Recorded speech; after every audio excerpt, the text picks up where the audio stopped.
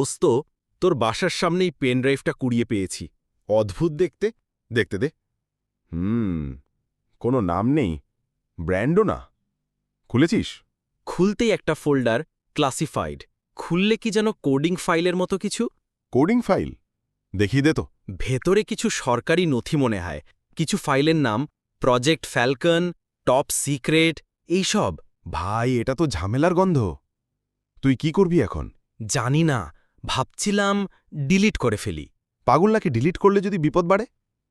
হতে পারে এটা কারো হারানো গুপ্ত তথ্য, কিংবা কারো ফাঁদ। তাহলে তুই বল, কি করব?